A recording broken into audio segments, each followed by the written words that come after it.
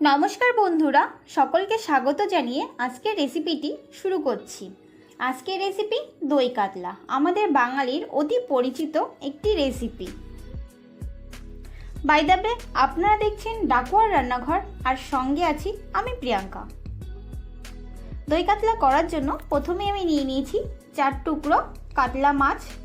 এরপর মাছটাকে আমি ম্যারিনেট করে রাখার জন্য প্রথমেই দিচ্ছি সামান্য পরিমাণ নুন, আর দেব কালারের জন্য সামান্য পরিমাণ হলুদের গুঁড়ো, আর দেব সামান্য পরিমাণ সর্ষের তেল। এই তেলটা দিচ্ছি কারণ এই তেলটা দিলে মাছটার গায়ে ভালো করে নুন আর হলুদটা মাখানো যাবে এবং মাছের প্রত্যেকটা জায়গায় ভালো করে মিশে যাবে মশলাগুলো। এরপর এটাকে ম্যারিনেট করে আমি 6 থেকে 7 মিনিটের জন্য রেখে দেব। এরপর আমি একটি পেস্ট তৈরি করার জন্য প্রথমে একটি পাত্রে জল নিয়ে কয়েক টুকরো কাজু বাদাম, আর দেব 1 চা চামচ মতন মৌরি, আর দেব 1 চা চামচ পোস্ত। এইগুলো আমি 7 থেকে 8 মিনিটের জন্য ভিজিয়ে রাখবো, তাহলে এটার পেস্টটা বেশ ভালো হবে তার জন্য। এরপর একটি ফ্রাই প্যান গরম করে তার ভিতরে দিয়ে দিচ্ছি সাদা তেল।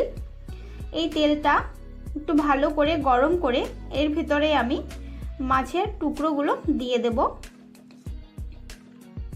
এরপর আমি এই মাছটা উল্টে পাল্টে ভেজে নেব, কিন্তু দই কাতলার মাছ কিন্তু বেশি ভাজা যাবে না, একদম লো ফ্লেমে 3 থেকে 4 মিনিট ধরে এটাকে ভাজতে হবে। বেশিক্ষণ ধরে ভাজা যাবে না, কারণ তাহলে মাছটা শক্ত হয়ে যাবে। বেসিক্যালি দই কাতলার মাছটা একটু নরম হয় মাছটা, আর বেশি ভাজলে মাছ শক্ত হয়ে যাবে, যে কারণে মাছটাকে কম ভাজতে হবে। এরপরে মাছ ভাজা হয়ে গেলে মাছটাকে তুলে নিতে হবে।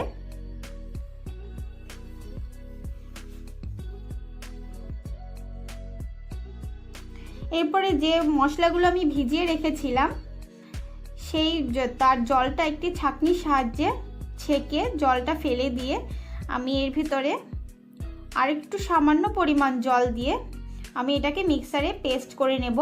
আপনারা চাইলে শিলনোড়াতে বেটেও নিতে পারেন। এরপর একটি কড়াই গরম করে তাতে দিয়ে দিতে হবে সর্ষের তেল। আপনারা চাইলে এখানে সাদা তেলও ব্যবহার করতে পারেন।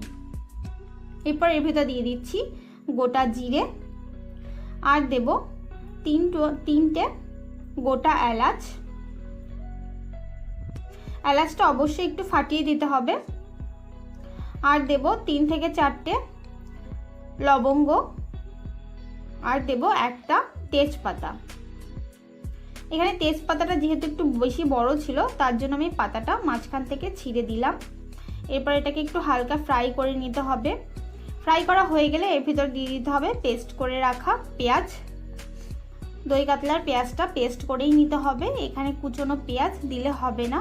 এরপরে এই পেঁয়াজটাকে 3 থেকে 4 মিনিট ধরে কষাতে হবে। কষানো হয়ে গেলে এর ভিতরে দিয়ে দিতে হবে আদা আর রসুন বাটা। এই আদা রসুন বাটাটাও যতক্ষণ এর থেকে কাঁচা গন্ধ না যাচ্ছে ততক্ষণ কষাতে হবে। আদা রসুন কষানো হয়ে গেলে এর ভিতরে কিছু মশলা অ্যাড করতে হবে। প্রথমে দিচ্ছি কাঁচা লঙ্কা পরিমাণ মতন। আপনারা যারা যেরকম ঝাল পছন্দ করেন তারা ঠিক সেই পরিমাণেরই লঙ্কা অ্যাড করবেন। আর দিচ্ছি স্বাদ মতন নুন, আর দিচ্ছি 1 টিস্পুন মতন ধনের গুঁড়ো, আর দিচ্ছি 1 টিস্পুন জিরের গুঁড়ো। এরপরে এই উপকরণগুলো দিয়ে ভালো করে নাড়িয়ে নিতে হবে। তারপরে দিয়ে দিতে হবে যে পেস্টটা করে রেখেছিলাম সেই পেস্টটা। মিক্সারের বাটিতে যেহেতু অনেকটা লেগেছিল, তাই সামান্য পরিমাণ জল দিয়ে ধুয়ে সেই জলটুকুও দিয়ে দিলাম। এরপরে এটাকে ভালো করে কষিয়ে নিতে হবে। এই পেস্টটা দিলে আপনার দই কাতলার টেস্টটা একদম পুরো অন্যরকম হবে। এরপর যখন দেখবেন এই মশলাগুলো থেকে এরকম তেল ছাড়তে শুরু করেছে, ঠিক তখনই এর ভিতরে টক দই অ্যাড করতে হবে। তবে মনে রাখবেন টক দইটা অ্যাড করার সময় অবশ্যই গ্যাসের ফ্লেমটা একদম লো করে রাখতে হবে, আর টক দইটা হালকা একটু ফাটিয়ে নিতে হবে। ফেটিয়ে তারপরে আপনাকে দিয়ে দিতে হবে। এরপরে ভালো করে এটাকে মশলার সাথে মিশিয়ে নিতে হবে। যতক্ষণ না মশলার সাথে সমস্ত দইটা ভালো করে মিশছে ততক্ষণ ভালো করে নাড়িয়ে চাড়িয়ে মিশিয়ে নিতে হবে।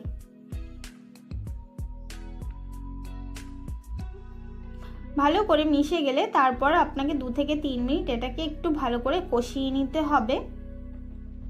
তবে হ্যাঁ, মনে রাখবেন এটা যেন পুড়ে না ওঠে। যখন দেখবেন পুরো মশলাটা থেকে আবার এরকম তেল ছাড়তে শুরু করে দিয়েছে, তখন এর ভিতরে একটু জল দিতে হবে। যেহেতু এটার গ্রেভিটা একটু ঘন হয়, তার জন্য এখানে জলটা কম দিতে হবে।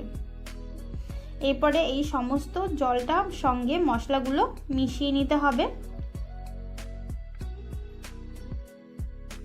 ভালো করে এটাকে নাড়িয়ে চাড়িয়ে মিশিয়ে নিতে হবে। এরপরে এটাকে হাই ফ্লেমে রাখতে হবে, জলটা যাতে গরম হয়ে ওঠে বা ফুটে ওঠে।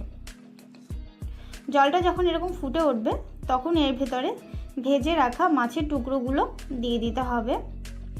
মাছের টুকরোগুলো দেওয়ার পরে আরও একবার মাছের সাথে ভালো করে জলটা এরকমভাবে মিশিয়ে নিতে হবে আর উল্টে দিতে হবে, যেন দুটো পাশেই মশলাগুলো ঢুকে যায়।